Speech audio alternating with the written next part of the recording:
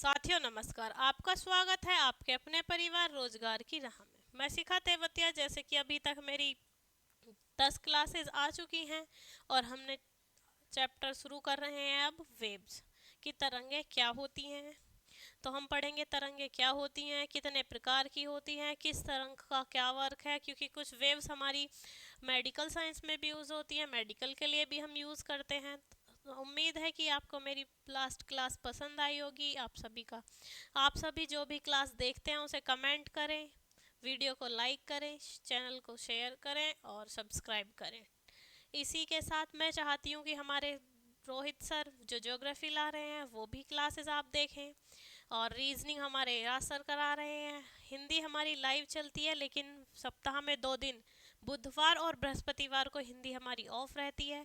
तो मैं चाहती हूँ कि आप शाम 8 बजे लाइव जुड़ें और हिंदी अच्छी करें, क्योंकि यूपी पुलिस री एग्ज़ाम कभी भी हो सकता है। तो हम चाहते हैं कि आप तैयारी करें, अपने उत्साह को कम ना होने दें, क्योंकि अभी कुछ बच्चे ऐसा सोच कर बैठे होंगे कि अभी एग्ज़ाम नहीं है तो हम अभी नहीं पढ़ते हैं। तो जो बच्चे जिन्हें पहले कम टाइम मिला था वो अब चले जाएंगे, उनकी तैयारी अच्छी हो जाएगी। और जो बच्चे ये सोच कर बैठे थे कि हमारी तैयारी है, हम बस रिवीजन करना है, उनसे कहना चाहूँगी कि आप अभी से अपनी तैयारी दोबारा शुरू कर दीजिए, क्योंकि जब एग्ज़ाम की डेट अनाउंस होगी तो इतना समय नहीं मिल पाएगा कि आप सभी चीज़ों को रिवाइज कर पाएँ। तो आपको पर डे स्टडी करनी है, अच्छे से मेहनत करनी है, क्योंकि इस बार आपको सिलेक्शन लेना है। 60,000 वैकेंसी थोड़ी नहीं होती। अगर आप सिलेक्शन नहीं ले पाते तो पता नहीं यूपी में कब आने वाले समय में ऐसी वैकेंसीज फिर देखने के लिए मिले। तो इसी के साथ अब हम अपनी क्लास शुरू करते हैं और अपना पहला क्वेश्चन देखते हैं कि हमारा फर्स्ट क्वेश्चन क्या है।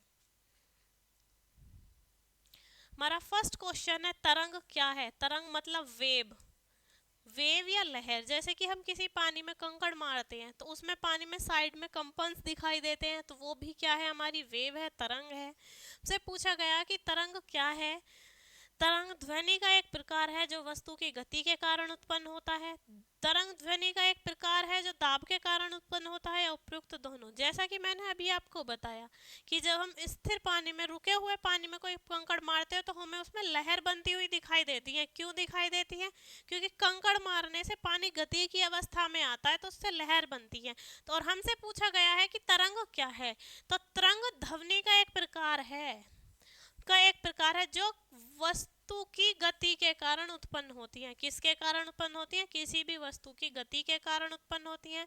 अभी हमने लास्ट क्लास में पढ़ा था आवर्ती क्या है, आयाम क्या है, आवर्तकाल क्या है, ये सब पढ़ा था। कि बॉब क्या है वो सब भी पढ़ा था। कि दोलन क्या है, कंपन क्या है, तो यही है वो तरंग।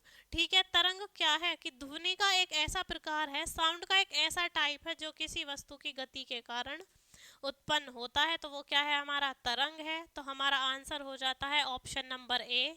हमारा आंसर हो जाता है आपका ऑप्शन नंबर ए। इसके बाद हम चलते हैं अपने नेक्स्ट क्वेश्चन की तरफ। तरंग के प्रकार हैं। तरंग कितने प्रकार की होती है? तरंग होती है आपकी 2 प्रकार की। कौन कौन सी? यांत्रिक तरंगे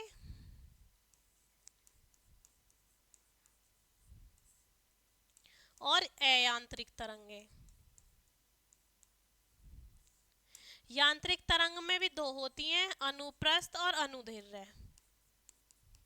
अनुदैर्ध्य और अनुप्रस्थ कितनी होती है? अनुदैर्ध्य और अनुप्रस्थ 2 होती है। ठीक है।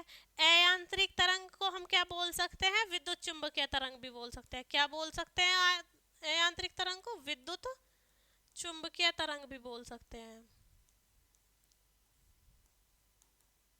ठीक है बच्चों, तरंग कितने प्रकार की होती हैं? 2 प्रकार की होती हैं। कौन कौन सी? यांत्रिक तरंग, अयांत्रिक तरंग। अयांत्रिक तरंग भी कितने प्रकार की होती हैं? 2 प्रकार की, अनुदैर्ध्य तरंग और अनुप्रस्थ तरंग। ठीक है। उसके बाद हम अयांत्रिक तरंगों को क्या बोल सकते हैं? विद्युत चुंबकीय तरंग। विद्युत चुंबकीय तरंग में हम इसमें पढ़ेंगे cosmic rays, gamma rays, X ray, UV rays यानी कि अल्ट्रावायलेट रेज, रेडियो तरंगे, ये सब हम इसमें पढ़ेंगे। ठीक है। उससे पहले हम बता दें कि यांत्रिक तरंगे होती क्या हैं। जिसके संचरण के लिए माध्यम की आवश्यकता होती है वो यांत्रिक तरंगे, और जिसमें संचरण के लिए माध्यम की आवश्यकता नहीं होती वो होती है आपकी अयांत्रिक तरंगे। तो हमसे पूछा गया है कि तरंग कितने प्रकार की होती हैं, तो हमारे ऑप्शन दिए गए हैं 2, 4, 6 और 5। हमने अभी बताया है आपको कि तरंग 2 प्रकार की होती हैं, तो इसके अकॉर्डिंग हमारा आंसर हो जाता है option number A.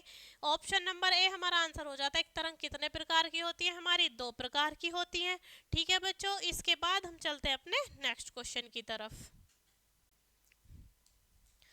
Next question है हमारा तरंग के भाग। मतलब मैंने अभी बताया था कि तरंग के कितने भाग हैं, 2, कौन कौन से, अयांत्रिक और यांत्रिक। तो वही हमसे पूछा गया है कि कितने भाग हैं। तो हम देंगे ऑप्शन, हमें दिया गया है ऑप्शन फर्स्ट में अयांत्रिक तरंगे, यांत्रिक तरंगे, उपयुक्त दोनों, इनमें से कोई नहीं। तो तरंग के 2 भाग होते हैं, अयांत्रिक तरंग भी और यांत्रिक तरंग भी। तो हमारा आंसर हो जाता है ऑप्शन सी। हमसे पहले पूछा गया था कि तरंग के कितने प्रकार हैं, 2, फिर उन दोनों भागों के हमसे नाम पूछे गए हैं, कौन कौन सी तरंगे होती हैं, अयांत्रिक तरंगे और यांत्रिक तरंगे। तो हमारा ऑप्शन सी क्या हो जाता है, आंसर करेक्ट हो जाता है हमारा। इसके बाद हम चलते हैं अपने नेक्स्ट क्वेश्चन की तरफ। नेक्स्ट क्वेश्चन है वे तरंगे हुज वेव दीज वेव्स, जो किसी पदार्थिक माध्यम, मतलब किसी तरल से, ठोस से या गैस से, किसी माध्यम से संचरित होती हैं। मैं बोल रही हूँ, आप सभी सुन रहे हैं, किसके माध्यम से सुन रहे हैं, तरंगों के माध्यम से। ठीक है, किससे सुन रहे हैं, तरंगों से। और तरंग किस में चल रही है, आपकी माध्यम में। तो ये क्या है आपका, जो तरंगे हैं किसी पदार्थिक माध्यम में संचरित होती हैं। संचरित का मतलब है चलती हैं, तो क्या कहलाती हैं, आपकी यांत्रिक तरंगे कहलाती हैं, यांत्रिक तरंगे कहलाती हैं। तो हमारा आंसर हो जाता है ऑप्शन नंबर बी कि यांत्रिक तरंगे ऐसी तरंगे हैं जिन्हें पदार्थिक माध्यम में संचरण की आवश्यकता होती है। तो वो क्या है आपका ऑप्शन बी कि यांत्रिक तरंगे हमारी किस में चलती हैं, माध्यम में संचरित होती हैं। इसके बाद हम चलते हैं अपने नेक्स्ट क्वेश्चन की तरफ। नेक्स्ट क्वेश्चन है हमारा अयांत्रिक तरंग है, संचरण के लिए माध्यम की आवश्यकता नहीं होती, संचरण के लिए माध्यम की आवश्यकता होती है, उपयुक्त दोनों। हमने पढ़ा था कि संचरण के लिए माध्यम की आवश्यकता होती है किसमें, यांत्रिक तरंगों में। किसमें होती है, यांत्रिक तरंग में। ठीक है, और हमसे पूछा गया कि अयांत्रिक तरंग क्या है, तो हम बता देंगे कि संचरण के लिए जिसमें माध्यम की, मीडियम की आवश्यकता नहीं होती, वो होती हैं आपकी अयांत्रिक तरंगे। मैं आपको एक बार और रिपीट करा दूं कि तरंगे क्या होती हैं। तरंगे वह होती हैं, एक ध्वनि का गुण है जिसमें गति, जो गुण ध्वनि का है वो किसके माध्यम से होता है, गति के माध्यम से होता है। तो वो क्या है, आपकी तरंगे हैं। ठीक है, तरंग कितने प्रकार की हैं, 2 प्रकार की, यांत्रिक और अयांत्रिक। यांत्रिक तरंगे कौन सी होती हैं, जिसमें माध्यम की आवश्यकता होती है। जैसे मैं बोल रही हूँ, आप सुन रहे हैं, आप बोलते हैं, मैं सुनती हूँ, तो क्या होता है, वो उसमें हमें माध्यम की ज़रूरत होती है।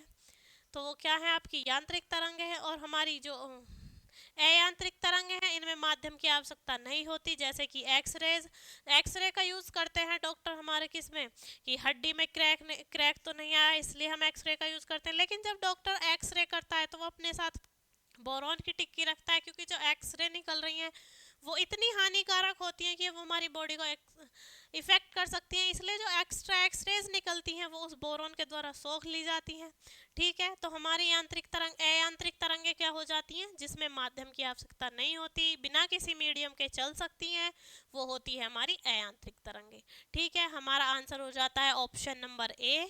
इसके बाद हम चलते हैं अपने नेक्स्ट क्वेश्चन की तरफ। नेक्स्ट क्वेश्चन है हमारा यांत्रिक तरंग के प्रकार है। मैंने आपको बताया था कि यांत्रिक तरंग 2 प्रकार की होती है, पहली अनुदैर्ध्य और दूसरी अनुप्रस्थ।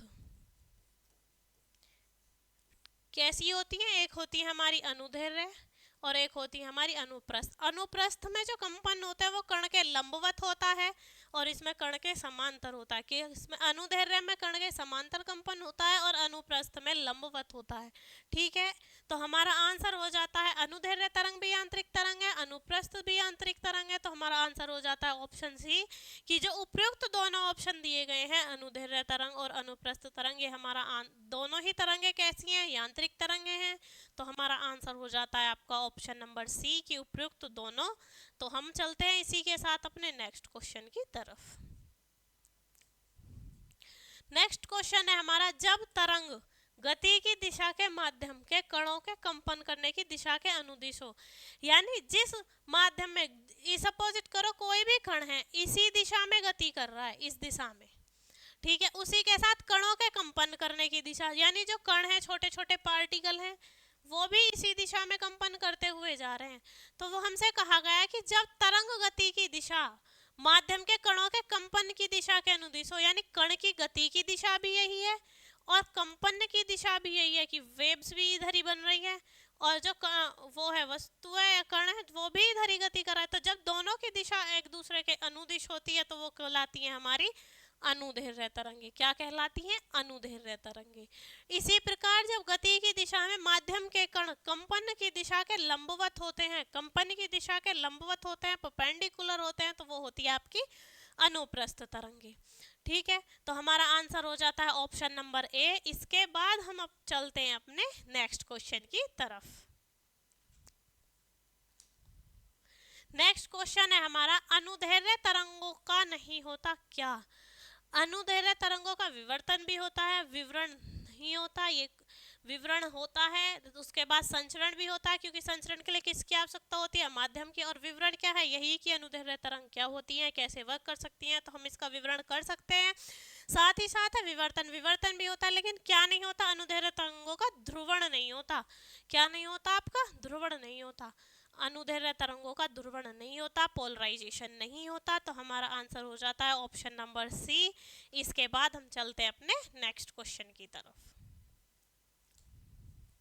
नेक्स्ट क्वेश्चन है हमारा, जब तरंग गति की दिशा के माध्यम के कणों के कंपन के दिशा के लंबवत हो, यानी परपेंडिकुलर हो, 90 का एंगल बनाए, तब क्या होगा? तो हमसे पूछा गया, अब ये बोला गया हमसे कि कोई भी गति, कोई भी पिंड है, ये मान लिया हमने, ये इस दिशा में गति कर रहा है, तो कंपन जो कर रहे हैं कण, वो 90 का एंगल बनाते हुए कंपन कर रहे हैं। किसका एंगल बनाते हुए? 90 का एंगल बनाते हुए कंपन कर रहे हैं। तो यानी लंबवत कंपन कर रहे हैं, तो वो क्या होता है? हमारा अनुप्रस्थ तरंग होती है। कौन सी तरंग होती है? आपका अनुप्रस्थ तरंग होती है, जो लंबवत करती है कंपन किसकी दिशा के? जो माध्यम के कण के कंपन की दिशा के, तरंग गति की दिशा के लंबवत, एक दूसरे के परपेंडिकुलर गति करती हैं, तो वो होता है आपका अनुप्रस्थ तरंग। और मैंने अभी बताया था कि जब अनुदिश करें, दोनों की दिशा एक समान हो, अनुदिश दिशा के साथ गति करती है कोई भी तरंग, तो वो होती है आपकी अनुदैर्ध्य तरंग। और जब लंबवत गति करती है तो आपका होता है अनुप्रस्थ तरंग। तो हम अपने ऑप्शंस देख लेते हैं। ऑप्शन है हमारा अनुप्रस्थ, अनुदैर्ध्य, अनुदिश या उपयुक्त सभी। तो हमारा आंसर हो जाएगा आपका अनुप्रस्थ तरंग। क्या हो जाएगा आपका आंसर? अनुप्रस्थ तरंग। कि अगर 90 डिग्री यानी लंबवत या परपेंडिकुलर है तो अनुप्रस्थ, और अनुदिश है, दिशा के समान है, तो आपका क्या होगा? अनुदैर्ध्य। तो हमारा ऑप्शन हो जाता है ऑप्शन नंबर ए। इसके बाद हम चलते हैं अपने नेक्स्ट क्वेश्चन की तरफ। नेक्स्ट क्वेश्चन है हमारा, यांत्रिक गति आवृत्ति के आधार पर होती है। यांत्रिक तरंगें आवृत्ति के आधार पर कितनी होती हैं? तो मैं आपको बता दूं आवृत्ति क्या है। आवृत्ति है हमारी एक सेकंड में जितने भी दोलन करें हैं उनकी संख्या। एक सेकंड में होने वाले दोलनों की संख्या या कंपनों की संख्या क्या कहलाती है? आपकी आवृत्ति कहलाती है, जिसे हम रिप्रेजेंट करते हैं small n equal to 1/t से। ठीक है, और आवृत्ति को हम मापते किस में है? हर्ट्ज में। आवृत्ति को मापते किस में है हम? हर्ट्ज में। और उसे रिप्रेजेंट किससे करते हैं? h और स्मॉल सफिक्स में z लगाकर। तो यांत्रिक तरंगें आवृत्ति के आधार पर कितने प्रकार की होती हैं? यांत्रिक तरंगें आवृत्ति के आधार पर होती हैं आपकी 3 प्रकार की। कौन सी? अपश्रव्य। कौन सी होती है आपकी? अपश्रव्य, श्रव्य और पराश्रव्य। कितने प्रकार की होती है आपकी? 3 प्रकार की, अपश्रव्य, श्रव्य और पराश्रव्य। अपश्रव्य होती है आपकी 0 से 20 हर्ट्ज तक। कितने तक? 0 से 20 हर्ट्ज तक। उसके बाद हमारी श्रव्य होती हैं 20 हर्ट्ज से 20,000 हर्ट्ज तक। और जो पराश्रव्य होती हैं वो हमारी होती हैं आपकी 20,000 हर्ट्ज से अधिक। मतलब 20,000 हर्ट्ज से अधिक जितनी भी डेसिबल की वॉल्यूम होगी वो आपकी क्या होगी, पराश्रव्य तरंगे होंगी। 20 से और 20,000 हर्ट्ज तक आपकी श्रव्य तरंगे होंगी, और 0 से 20 हर्ट्ज तक आपकी क्या होंगी, अपश्रव्य तरंगे होंगी। तो हमसे पूछा गया है कि आवर्ती के आधार पर यांत्रिक तरंगे कितने प्रकार की होती हैं, तो हम बोल देंगे कि आवर्ती के आधार पर यांत्रिक तरंगे आपकी होती हैं 3 प्रकार की। आवृत्ति क्या होती है हमारी, 1 सेकंड में किए गए कंपनों की संख्या आवृत्ति कहलाती है। आवृत्ति को हम हर्ट स्मॉल एन से रिप्रेजेंट करते हैं, और आवृत्ति का मात्रक आपका हर्ट्ज होता है। उसके बाद यांत्रिक तरंगे क्या है, यांत्रिक तरंगे वे तरंगे हैं जो जिनमें किसी माध्यम की आवश्यकता होती है, किसी मीडियम की आवश्यकता होती है संचरण के लिए, वो आपकी यांत्रिक तरंगे होती हैं। यांत्रिक तरंगे भी कितने प्रकार की पढ़ी है हमने, अनुप्रस्थ और अनुदैर्घ्य। साथ ही साथ अब हमसे पूछ लिया गया कि आवृत्ति के आधार पर बताओ। आवृत्ति के आधार पर यांत्रिक तरंगे होती है हमारी 3 प्रकार की, अपश्रव्य, श्रव्य और पराश्रव्य। अपश्रव्य क्या है, 0 से 20 हर्ट्ज तक। श्रव्य है आपकी 20 हर्ट्ज से 20,000 हर्ट्ज तक, और पराश्रव्य है 20,000 हर्ट्ज से अधिक। ठीक है, तो हमारा आंसर हो जाता है ऑप्शन सी। इसके बाद हम चलते हैं अपने नेक्स्ट क्वेश्चन की तरफ। नेक्स्ट क्वेश्चन है हमारा, यांत्रिक तरंगे नहीं हैं। अभी मैंने आपको बताया आवृत्ति के आधार पर यांत्रिक तरंगे 3 प्रकार की हैं।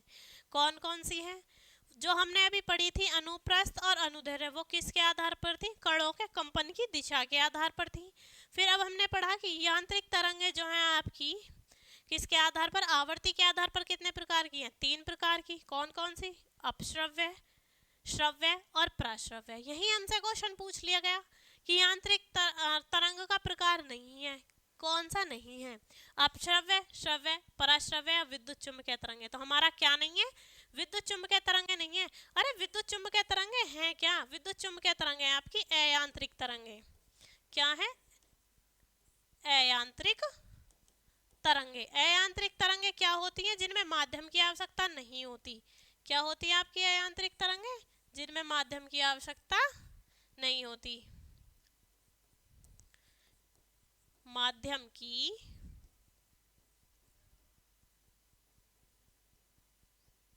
आवश्यकता नहीं होती। ठीक है बच्चों, अयांत्रिक तरंगों में माध्यम की आवश्यकता नहीं होती। और हमसे पूछा गया यांत्रिक तरंग नहीं है, अपश्रव्य भी यांत्रिक तरंग है, श्रव्य भी और पराश्रव्य भी। तो विद्युत चुम्बकीय तरंगे हमारी क्या नहीं है, यांत्रिक तरंगे नहीं है, ये अयांत्रिक तरंगे हैं। ठीक है, तो हमारा आंसर हो जाता है ऑप्शन नंबर डी। इसके बाद हम चलते हैं अपने नेक्स्ट क्वेश्चन की तरफ। नेक्स्ट क्वेश्चन है हमारा, अपश्रव्य तरंगे उत्पन्न होती हैं किससे। बच्चों ये यहाँ पर उपयुक्त सभी है, वो गलत लग गया है ये। ठीक है, यहाँ पर है उपयुक्त सभी। अपश्रव्य तरंगे कितनी होती है हमारी, 0 से 20 हर्ट्ज तक होती है, हर्ट्ज आवृत्ति की होती है। तो हमसे पूछा गया कि किससे किससे उत्पन्न होती है, भूकंप के आने से, यानी अर्थक्वेक आता है जब, जमीन के खिसकने पर, या पृथ्वी के घूर्णन करने पर। तो हमें इतनी बारीक, ये 20 हर्ट्ज इतना कम है कि मनुष्य इसको सुन नहीं पाता, महसूस नहीं कर पाता।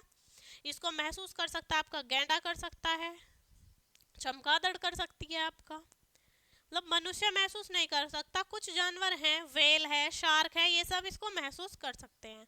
हाँ, लेकिन हमसे पूछा गया कि अपश्रव्य तरंगे उत्पन्न होती हैं किससे, भूकंप के आने से भी उत्पन्न होती हैं, अर्थक्वेक जब आएगा तब भी अपश्रव्य तरंगे उत्पन्न होंगी। साथ ही साथ जमीन के खिसकने पर, जब भूप्रपटी की प्लेटें खिसकती हैं तब भी ये होती है हमारी।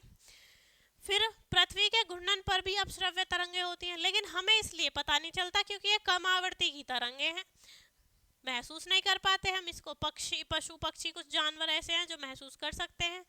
तो हम बोल देंगे कि उपरोक्त सभी से, किससे, उपरोक्त सभी से अपश्रव्य तरंगे उत्पन्न होती है, क्योंकि हमसे पूछा गया कि अपश्रव्य तरंगे उत्पन्न होती है किससे, भूकंप आने पर भी होती हैं आपकी, जमीन खिसकने पर भी होती हैं, पृथ्वी के घूर्णन से भी होती हैं। तो हमारा ऑप्शन हो जाता है ऑप्शन नंबर डी, कि उपरोक्त सभी क्रियाओं से अपश्रव्य तरंगे उत्पन्न होती हैं। इसके बाद हम चलते हैं अपने नेक्स्ट क्वेश्चन की तरफ। श्रव्य तरंगों की आवृत्ति है, मैंने अभी आपको बताया था अपश्रव्य तरंगों की आवृत्ति अपश्रव्य तरंगों की आवृत्ति थी आपकी 0 से 20 हर्ट्ज। साथ ही अभी बताया था कि श्रव्य तरंगों की आवृत्ति होती है आपकी 20 से 20,000 हर्ट्ज तक। साथ ही साथ पराश्रव्य तरंग भी बताई थी, कितनी आवृत्ति होती है उसकी, 20,000 हर्ट्ज से अधिक।